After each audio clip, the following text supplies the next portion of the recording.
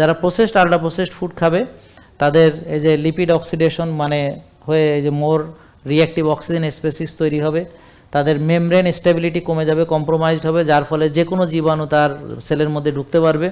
অর্থাৎ মোট কথা হলো হার্ট অ্যাটাকের জন্য বলেন এই যে হোমোসিস্টিন লেভেল আমরা করাই যে হার্ট অ্যাটাকের ঝুঁকি দেখার জন্যে। তারপর যারা প্রসেসড আল্ট্রা প্রসেসড ফুড খায় এদের ডিপ্রেশন কাজ করবে, এদের সেরোটোনিন লেভেল কমে যাবে, এদের ডোপামিন কমে যাবে, বুঝতে পারছেন, এরা ডিপ্রেশনে থাকবে। তো খাবারের সঙ্গে অ্যাংজাইটি ডিপ্রেশনের সরাসরি সম্পর্ক আছে, খাবারের সঙ্গে পুরুষত্ব নারীত্বের সম্পর্ক আছে, খাবারের সঙ্গে রোগ তৈরির সম্পর্ক আছে, খাবারের সঙ্গে 60 থেকে 70টা রোগের সম্পর্ক আছে, ক্যান্সারের সাথে সম্পর্ক আছে। এটা হলো সহজভাবে বললে। এবং মেজরিটি সবচেয়ে বেশি দায়ী হলো এই 8টা industrial oil: canola, soybean, corn oil, sunflower oil, cotton seed oil, safflower oil, grapeseed oil, rice bran oil. আর এগুলো হেক্সেন দ্বারা এক্সট্রাকশন করে এগুলো হাই প্রেসারে হাই টেম্পারেচারে একারে আপনার ডিসলভেনাইজিং করে এবং এটাকে ডিগাম, নিউট্রালাইজ, ব্লিচ, ডিউটারানাইজ, উইন্টারাইজ, ডিওক্স করে। এবং এটা হচ্ছে এমন একটা তেল যেটা হচ্ছে 60 থেকে 70টা রোগ তৈরি করার জন্য দায়ী, এবং আমরা সবাই এটা খাই।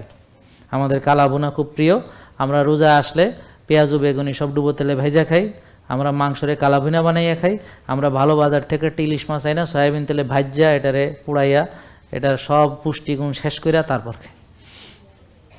তা আমরা খাবার কি খেতে হবে সেটা যেমন বুঝি না, আবার কোন পদ্ধতিতে রান্না করতে হবে সেটাও বুঝি না।